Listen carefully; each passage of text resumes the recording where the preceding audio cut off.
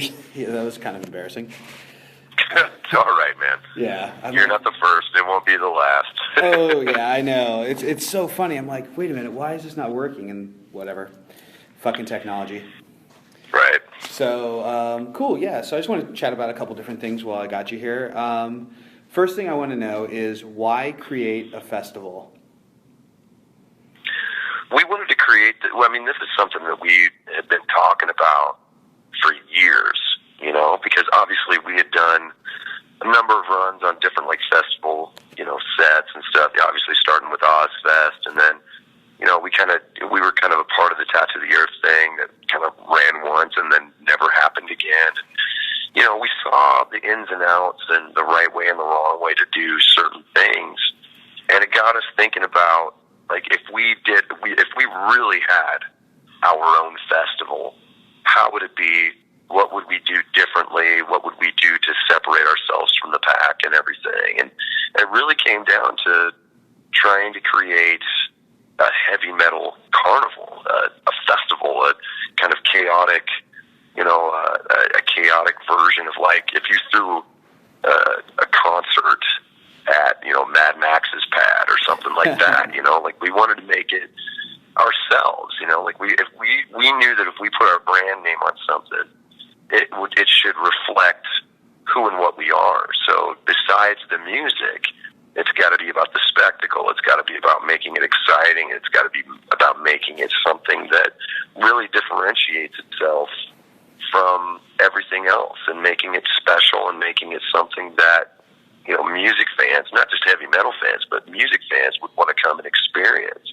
Yeah. So that was really what it came down to, just kind of making it, a cross between, kind of taking all the right things that we had learned from being on the different festivals and then adding our little 2 cents to it. How does this feel different? From, because it seems like, I've been around the music world forever and metal particularly, but seeing, it kind of go from Ozfest as the ultimate metal fest, then to the Mayhem Festival. And then now it's kind of like Knotfest as the premiere of it. How do you see this evolution changing just in the kind of, vibe or crowd or the energy? Because they feel different to me. Oh, absolutely. For one thing, we've really tried to build Knotfest as a destination, So even as we start to expand it and make it something that will happen possibly across America, we're still going to build it as a destination. We're not just going to completely water it down by, booking 30 dates across America and then making it just another touring festival. One of the cool things about Knotfest, and one of the reasons why we love doing it in San Bernardino is because there's land to do it. There's room for people to come and camp, so it makes it an experience.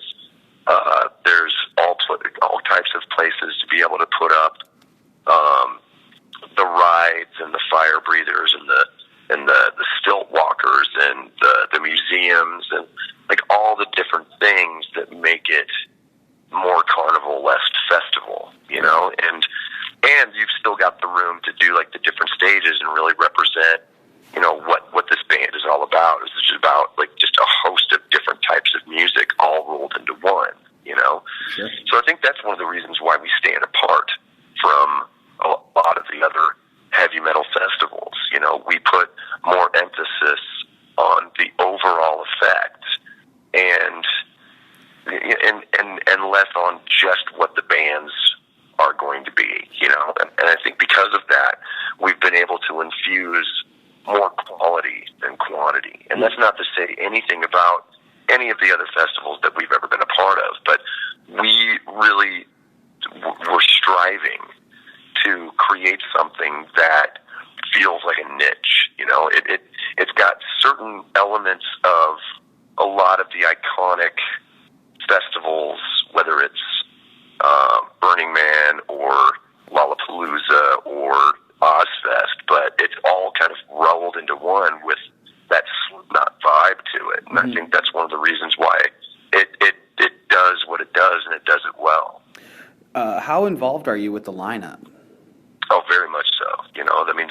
The cool thing about having, the team around us that we have is that they get us all of the available information. They get us all of the bands who are available to kind of take part in it, you know. So we really get to kind of pick and choose, not only from the list itself, but I mean, this year we had bands submitting for it, which was awesome. You know, we were able to kind of, you know, prove that it worked last year, and then, you know, this year there were bands that we couldn't get last year who were scrambling to be a part of it, which was awesome, you know. So who are some of those bands? Good. Yeah, I mean, Body Count was one of those bands that they were actually committed to another show, so they weren't able to be a part of this.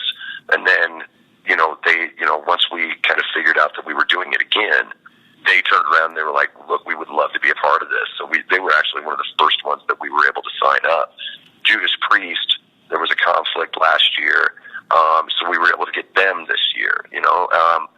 COC got together, and in a lot of ways because of Knotfest, you know, like it was kind of cool, you know, it was kind of a coup for us. Yeah.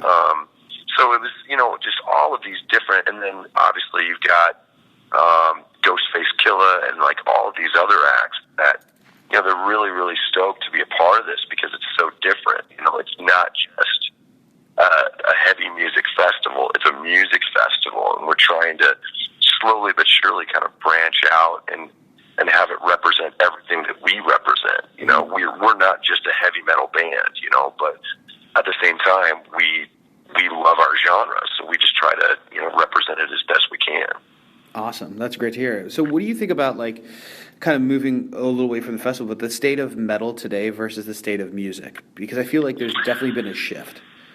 Oh, definitely. You know, and I think it's, you know, the cool thing about heavy metal is that it ebbs and flows, but it's always consistent. Mm-hmm. You know, like it hasn't gone anywhere.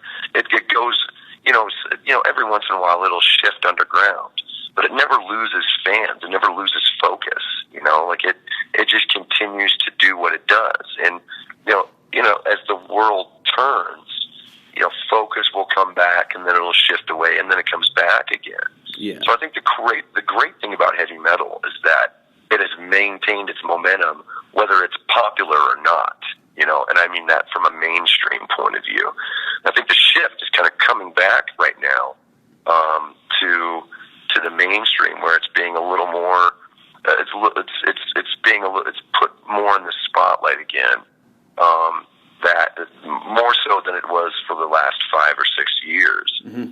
And I think that's good, because right now there are a lot of bands who are really kind of starting to make that upswing to coming a little further into the spotlight. You take a band like Bring Me the Horizon, which they're really starting to take off. You know, they're really kind of starting to step into that headlining spot. You know, as time will go on. You know, that a few years ago, bands like Avenged Sevenfold, and for all intents and purposes, a band like Five Finger Death Punch have kind of started to, you know, kind of come into their own, you know. And whether you like those bands or not, it's important for bands like my band and some of the older bands to really kind of help push those bands, because that keeps the momentum going. As long as heavy metal can keep creating bands that can headline and can, you know, hold the attention of, you know, a worldwide audience, we'll never run out of fresh blood, you know. Yeah. And there's even more bands that are starting to kind of come from the underground and really kind of starting to, you know, kind of pick up that upswing. So to me, I think it's very encouraging. I think the newer generation is going to get even more creative, while also still kind of maintaining a sense of identity, you know? Yeah, I've always felt like, you know, I'd like to hear your thoughts on this too, that there's such a strong community that exists with metal. It's not one of those things that, like, if, you know, you're a pop star, generally you have a shelf life. Like, you know, you start, you know, and with metal, you just become a better guitarist, you write better songs, but you can still get on stage. And, I mean, you can have gray hair and have a wall of death in front of you in the middle of the pit, and it's going to be not out of the ordinary. And it's not just old dudes in the pit. Yeah, exactly. There's with their grandkids. Contrary to what Mr. Lyman would like us to think. Exactly. It's great. It's a lifestyle. Pop music isn't a lifestyle. It's a temporary Band-Aid, and that's all it is. And that's why so many of those artists are so temporary. I think some of them have stuck around a little longer these days because of where people would like the focus to be. But the more you keep forcing that, the more people are turning back towards us, and that's fine. We'll take the tired and the hungry and the displaced and all those people. I love the fact that they're burning their audience out, so they're looking for something real, and that's where heavy metal comes into play. Yeah. And as fractious and as elitist as some heavy metal fan can be, and I used to be one of them, so I know exactly what the mindset is. That's not the way that the band community is, and I think that's one of the reasons, like you said, that the heavy metal has always been consistent, and it sticks around, and it does the trench work, because all of the bands are very, very supportive of each other. There's a few who kind of have their heads up their ass, but for the most part, this community of bands, we love touring together because it supports music that we love so much, and the more fans see that, know that, the more they start to see that the older generation of bands are starting to kind of promote the newer generation of bands. It's not like a pop artist who is desperately trying to hold on to their spot because they know that they're only going to be young for so long. We support each other because we know the more we support each other, the more it comes back for us 1,000-fold. Do you think that stems from, and I'm part of pulling from my own experience, but from, coming from a community where if you were into metal, or if you were kind of like you mentioned, the outsiders or stuff like that, there's more of them, and they're more honest with where they're at, and they evolve into those bands, and they become the people who are running the venues, putting on the concerts, and in that metal world, whereas in the pop world, they're putting up a persona of themselves, and they're not able to be honest. And do you think that has any aspect in where the longevity and also the integrity of the music comes into play? I think that's part of it. I think that's half of it. Mm-hmm. I think the other half is that we pay respect to the bands who influenced us, and we always have.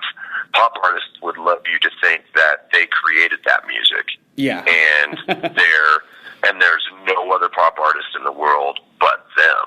Whereas with us and with, like so many bands, and you can go down the line from, Slipknot to Asking Alexandria, and then the other way to Metallica and Slayer. Yeah. We pay respect to the bands who influenced us, and we always have. And we've promoted them because that's what you do.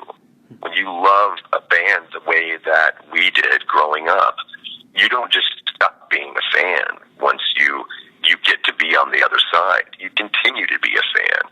And that's not the way the pop world is. And in a lot of ways, that's not the way the hip-hop world is.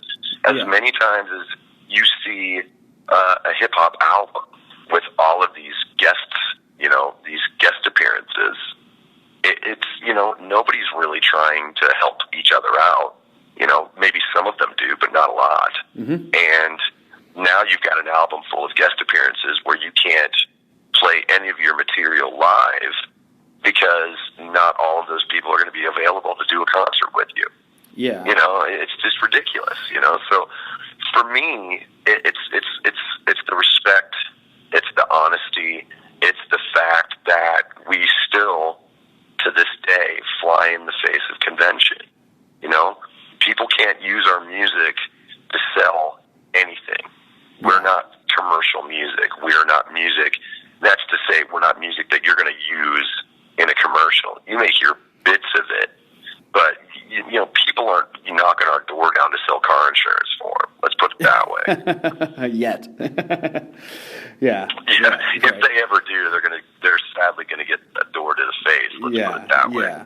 But that's also kind of thing too, is like the other pop artists I've worked with and things like that. Like you see them that they're kind of like a lot of the artists, like some of them are phenomenal musicians, but they're kind of managed and produced to be on their solo ticket, to be focused on that they're the only one, it's them by themselves, and that it's get the money, you know, get as much as you can now, and they're being blown out by this system where in metal it's kind of like you're self-sufficient. You know, you don't see a pop star generally getting in a van that's from like 1986 with 4 other guys that haven't showered in a month eating Taco Bell.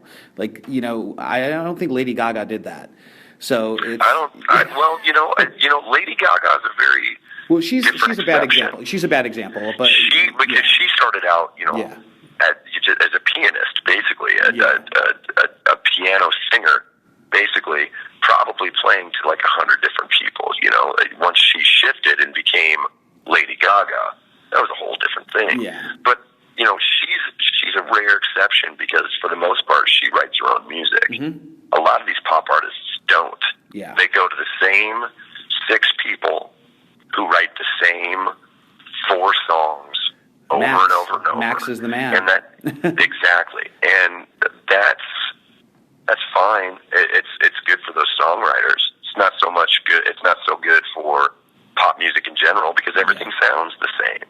Sure. You know, it's like, you know, and it's the same thing with this fucking indie hipster bullshit. Whether it's Mumford and Sons or another band that sounds like fucking Mumford and Sons, it's the same shit over and over and over. How quirky can we make the instruments, and how quick can we get to a chorus that doesn't have any lyrics? It's just some sort of melody line that we're all kind of humming or singing along falsetto to because we couldn't think of a hook that was good enough to say in words. And that's all that indie shit is. And I see it on, and that's what there, I see more of that music in commercials than I do pop music, to be honest. Yeah, I do too. I mean, I see a lot of that, it's a lot of that folk kind of thing, but it was like a fad that you had this band like Mumford and Sons that did their thing, and then they got exploited to this, and everyone else said, "Ooh, we got to find all the." I mean, that's kind of what the labels have always done, is they've always found one thing that worked and try to make a whole bunch of the same. They drowned us in a sea of shit because everything sounds the same. Yeah, you don't really get that with metal. I mean, and also it's generally more of a musician's thing. And also, I was having a discussion recently about this. If you listen to the lyrics of like rap songs or pop songs, except for like some rappers. I mean, you look at Nas, like he's an exception to the rule. Yeah. You know, you look at some of those guys like that, but a lot of them, it's more about what they're doing, and it's not real life stuff that you can relate to. Like you listen to Slipknot, you listen to Metallica, you listen to, you know, As I Lay Dying, you listen to these other bands or stuff like that, and it's stuff about real pain that people go through, and it's not so much about fake life.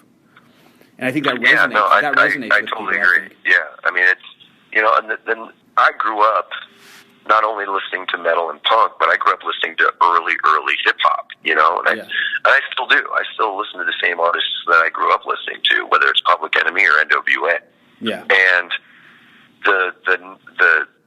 this modern hip hop just is so empty. It has absolutely no content whatsoever, and because of that, there's no attitude. Yeah. You know, everybody flows the same, everybody rhymes the same, if they're even trying to rhyme. Like, it's just empty calories. You know, that's all it is, and it bums me out. You know, like, you know, luckily there's still a handful of artists, like you said, like Nas, like Tech Nine is a perfect example that actually has something to say that I still listen to, you know. But for the most part, man, like all this newer crap, it's just about how many chicks they fucked and how much money they're rolling in. And it's like, yeah, that's great and all, but they're all saying that. So how real are you saying, you know, how real is this, to be honest? Like, show me something. Yeah. Show me something.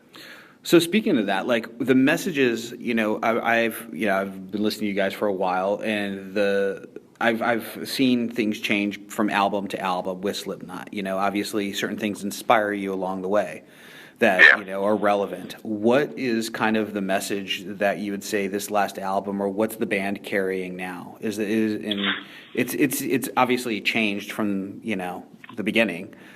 Yeah. What's it kind of now for you?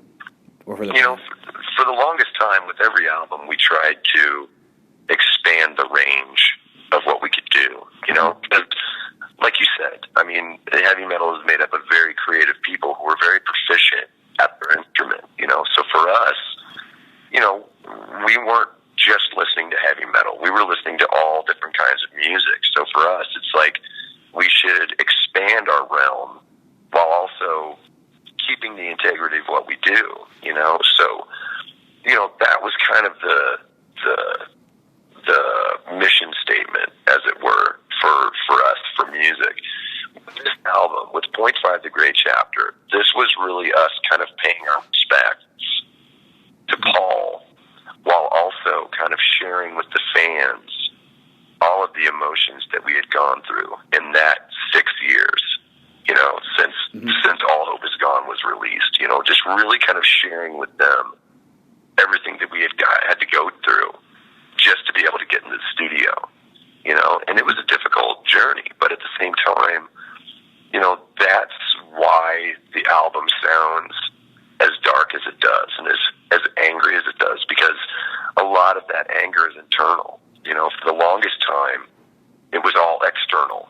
You know, for us, it was me just basically raging against anything that I could get my hands on. Yeah. Because let's be honest, I'm a very angry guy, so shit happens. You know, with this album, it was about turning that kind of inside out and really using it internally to work out a lot of shit that I'd felt, you know, going through the grieving process, you know, whether it was anger at Paul or anger at myself or anger at the other guys or, you know, being angry because of the guilt, you know, that survivor's guilt that kind of comes around. Yep. I mean, there's so many emotions that go through the grieving process that's what we wanted to share, you know, because we were able to do that helped us kind of start to move on and start to, you know, kind of take those first few steps towards the future. Then who's to say what the next album will sound like? But that's kind of why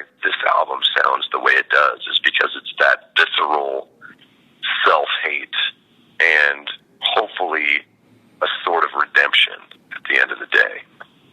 Nice. That makes a lot of sense. Yeah. It does. I mean, I was actually at a show once. I was shooting Dave Matthews when their saxophone player, they got the news that he passed away. Yeah. And they were doing 2 nights at Staples, and they weren't going to go on. Then eventually they did. They only let 3 of us shoot the show. And it was like they played all their dark songs. They have an album called the Lily White Sessions that was never brought out because it's when Dave had a drinking problem, and it's really dark stuff.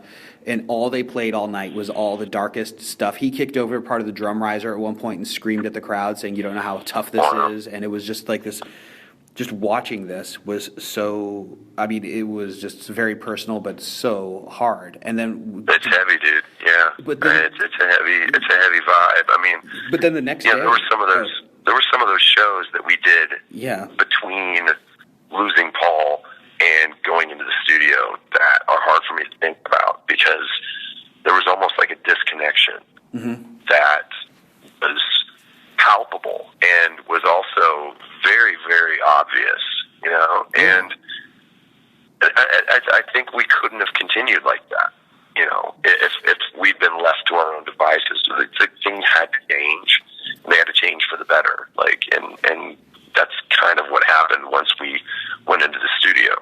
That's great that you had that ability to be cathartic with it, because a lot of people don't. And the thing with Dave, when they came on the next day, they played the next day as well, and it was a totally different vibe. They were joking and they were having fun, and they're like, "Thank you for all you that were there with us the day before." And they're like, "We're also going to play all the songs that he hated to play live, so we're going to play them now because he can't give us shit." And it was like this moment, and it was this thing to see the contrast of it. And do you feel like you've had a chance to like exercise some of those demons now and take, you know, because you also have a new lineup as well. You've got some new faces in the band as well. You've gone through not just a loss, but you've gone through a different type of loss as well in the band. I imagine I mean, that must have been, I'm guessing, as emotionally tough in a different way, or challenging as a songwriter and an artist, or just as a friend. I mean, it was hard at first. Yeah. You know, I mean, it was definitely, I mean, nothing worth doing is ever easy right out of the gate. You know, I mean, it's, you know, when we parted ways with Joe, it was honestly, because of necessity. He was going one way and we were going another, and we just couldn't go that way anymore, you know. And honestly, that's all I can really say about it. No, that's fine. But I can tell you that, you know, starting to move on without him was one of the most difficult things we'd ever done. I mean, just as hard in a lot of ways as trying to move on without Paul, you know. But like anything, you know, it takes those first couple of steps, and then it gets a little easier. It doesn't get better by any means, by any stretch of the imagination, but it gets easier, you know. With the new guys, it's really kind of a 2.0 kind of situation where it's the second phase of Slipknot's career, basically, you know. And it's different. It's in a lot of ways it's more fun, but in a lot of ways it's bittersweet, you know. It really is, because, you know, you've got two dudes who you kind of went through the trenches with, and, you know, you stood on shoulders to kind of get to where you were, and then you lose one, and then you have to split with another, and it's hard, man. It's difficult at times, you know, because you've got two great dudes who you're jamming with right now, but they don't understand a lot of the sacrifice and the toil that went into a lot of it. But at the same time, they have such respect, not only for the band, but the music and what we're doing, because they're fans. Yeah. You know, they started out as fans. They grew up listening to us. So they have absolute respect for what this band is and what it stands for, and they've never asked for too much, stepped on the wrong toes. They are very respectful, and that's huge for us. You know, coming from Iowa, respect is a big thing, and they have shown it at every stage of the way. So that, in a way, has also made it a little easier for us, you know? Yeah, that's got to be. I mean, I'm from the Midwest. I'm from Chicago, so I totally get that kind of So vibe. you get it, yeah, absolutely. Yeah, I mean, it's a big thing. Yeah, it's a different way, and especially when you add it to a band. But it's also, I mean, is it nice to be able to, I mean, I know, obviously, if you had it your way, you wouldn't have to probably change the lineup if everything was fine. But now that you've had this, you know, I mean, a lot of bands could fold under that kind of pressure and say whatever, or just write really bad music, or just not be able to say, hey, I'm going to go put on a festival now, by the way, and we're going to go even harder. It's, you know, I mean, this band it's just very unique. Sure. You know, I mean, and it always has been. There's still a lot of people out in the world who just don't understand what this band is about, and that's kind of fine, because as long as we know, it doesn't matter what anybody else thinks. Yeah. And I think in a lot of ways, that's why we've been as resilient as we have been, because we're very aware of what the identity of the band is. You know, just because a lot of people have the misconception of what this band is about, it doesn't change how we feel about it. You know, and when you have that kind of strong foundation, everything else just kind of bounces. You know, we weren't, you know, we were nervous going into the studio, sure, but we knew we were going to do something special right out of the gate. You know, it might not have been what people expected, but at the same time, we're a band that if we're not happy with something, we don't release it straight up. Like if we don't back it, we're not putting it out there. That's not to say that in retrospect, some of our stuff has been to us. It's in, you know, hindsight is always 20/20. Yeah. So you look back at some of the stuff you've done, and you're like, I don't know about that. But for us, you know, in the moment, that's what we're all about. You know, so, you know, it wasn't a lot of pressure. It was more pressures for us that we put on ourselves just to make a great album that we would want to listen to. It wasn't, you know, we've really never paid attention to the outside stuff. You know, like, it's never gotten in. I mean, that's one of the reasons why we recorded Iowa the way we did. And it's also one of the reasons why we turned around and did Volume 3 the way we wanted to, is because we wanted to do it that way. Sure. You know, so So for us, we've always been very resilient, and obviously, and maybe again, this is why, this is a reason that we work the way we do. Coming from the Midwest, we've never shied away from hard work, ever. Yeah. It's one of the reasons why we dug our heels in right out of the gate and were able to establish ourselves on the first album, is because we never shied away from the work, because that's what it's all about, Yeah, absolutely. But the other side of that is that, like I said, this band is so different. I can't describe what this band is. It's never been easy for me to describe, because on paper we should never have made it in the first place. It's true. We never should have. We should have. People should have looked at us and just been, what in the fuck is going on here? On paper, we don't sell 4 million copies of the first album. Yeah. It just doesn't make any sense. But this band's different, and we beat all the odds. And I think that's why we continue to beat the odds, is because we're just different, man. Well, I think that's what fans resonate with. I think they resonate with the fact that it is different. I mean, it has a very tribal sense to it. It has a great mission behind it. There's elements, there's layers, and I think they feel the honesty in the music. Yeah, definitely. Whether you look at this band as theatrical or creative, sure, there's something that resonates with this band, Yeah. And whether people hate us or love us, they respect the fact that after 16 years, we're still doing it, and we're still doing it bigger than we ever did. It's insane. I loved it, because right before the Gray Chapter came out, there was this huge write-up that some pop person did about how Slipknot's going to go away, nobody gives a shit anymore. And then the next week, we were number one, and it just made me so happy to just see people just kind of go. Just to have that shit rubbed in their faces, it's just like, you just don't talk about things that you don't fucking understand. You sit in your My Little Pony car and fucking talk about your plastic pop music and shove that shit straight up your fucking ass, because you'll never understand what this band means to the entire world, And we scare people. That's really what it is. Well, I think it's good. I think you need that. But it's like you do scare them, and obviously you can take images and things like that and how aggressive it is. But then it's like, well, it's not scary if you know what it's about. It's almost like motivating. Like when I'm training for triathlons and races or going to stupid spin class with Jason. It's like, whatever. It's like, that's the kind of music that really drives you. It connects to a primal part, I think, of the human psyche and what makes us, want to strive. Yeah, exactly.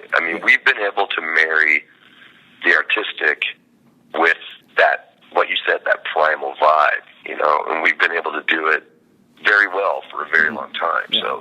So I'm very proud of that, Good, man. I am too, because it lets me, keep hearing your music. So yeah. So let me ask you now on a little more personal level, what's it like being, doing everything that you're doing? You've got a festival coming up, you've got a band, you also obviously have, another band. Stone Sour is still obviously a part of your life. You've got a family. Talk about hard work, man. Any one of those would, be a full plate for someone. What's it like personally for you trying to still be a formidable role in each of those categories? It's exhausting sometimes, but I'm also the guy that if I'm not into it, I don't do it, straight up. Like, if I can't find my satisfaction in something, then I pass on it. I've turned down so many different things,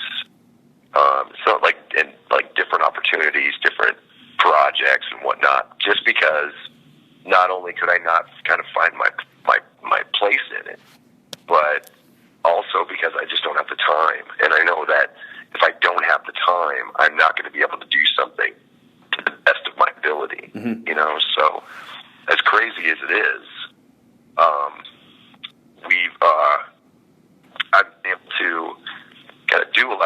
stuff, because I have the time to kind of focus on it, whether it's writing books or making albums or touring or whatever. And honestly, I've gotten to a point in my life where I can afford to bring my family with me, which is a whole different thing, So it's very, very rarely that I don't have my family with me. So I'm very lucky in that respect, and that helps, like just having them to come home to, whether it's walking from the stage to the bus or, pulling up and getting in bed. It's, it's all good. Nice. And you're sober, right?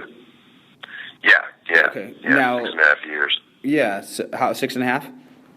Yeah. Great. Now, so do you relay that to a lot of fans? Do you connect to another kind of aspect of people or stuff like that? Because, obviously there's a lot of, rock stars and other people like that are sober, but there's still this very heavy stigma of getting fucked up and being that wild aspect of it. But I feel, and, this is just my opinion on it, that there's been more of a tact for people to focus on their health now more than ever, and it's not so much about being at the Rainbow and drinking till 5 a.m. with hookers and below or something like that. I think people are taking health really seriously, and it's kind of changing metal and some music as well along the way.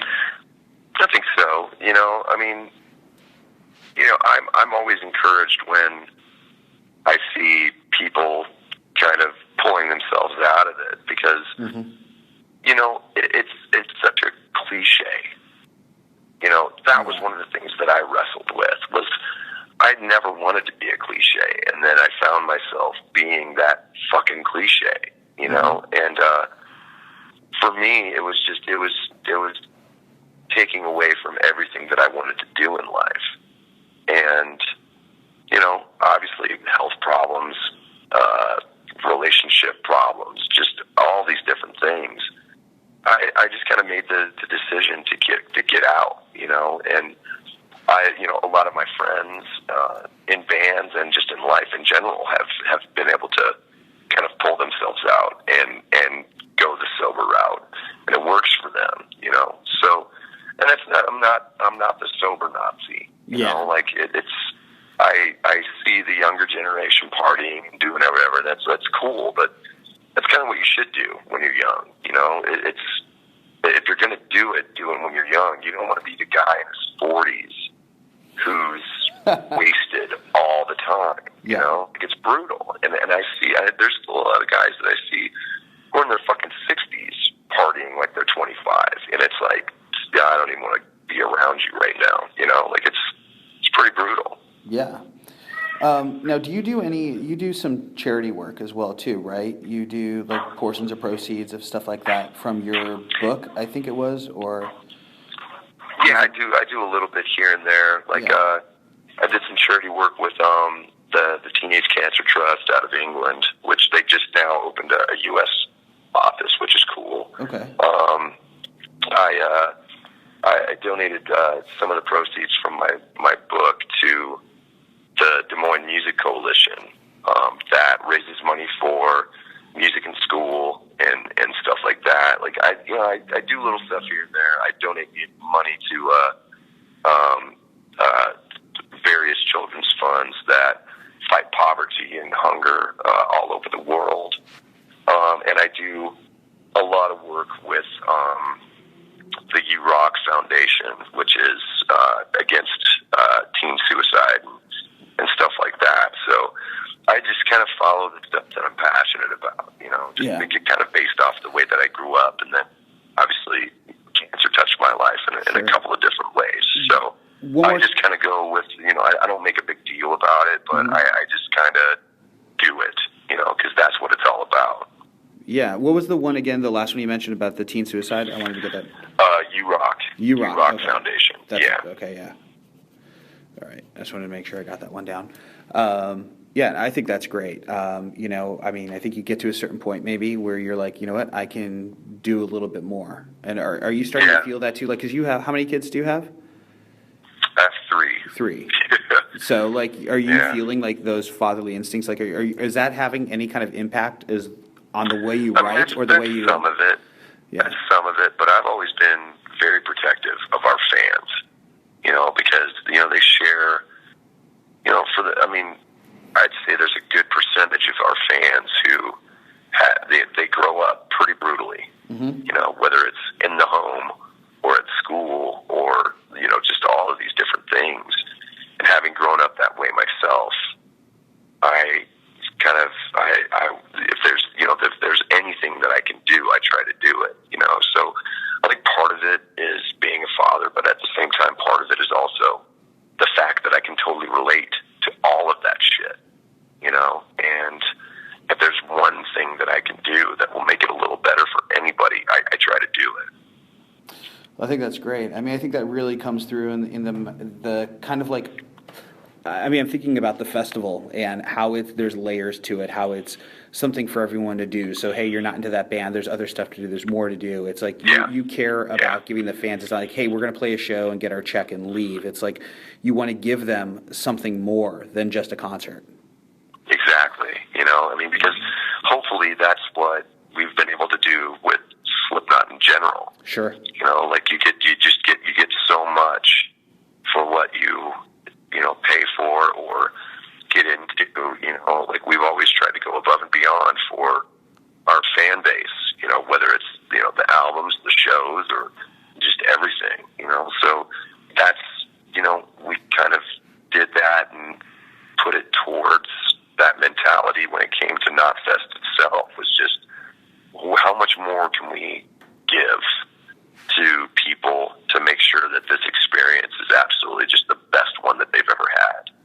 That's awesome, man. I think it's great. I'm looking forward to the show, I'll tell you that. I don't know, man. Well, I hope you enjoy it. I mean, we're just now working on a brand new set list, so we're working four new songs, and one of which we've never played live before. So really? This will be the first time we've toured on it, so it's going to be interesting. That's cool. Is it? Are you bringing how long of a set are you guys going to be able to pull off? Is it usually a 2-hour? Probably about an hour and a half. Okay.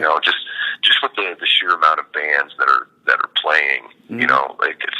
You just try to make sure that everybody has their day in the sun, and then you kind of close it out. You don't want to burn people out pretty early on. So sure. Awesome, man. Well, I'm looking forward to it, and I appreciate the time. I know you got a lot going on, so. It's all good, man. No worries. Yeah, cool. All right, well, take care, and then I'll drop you a line when we get this printed. Yeah, sounds good, man. All right, take care. All right, later, man. Bye.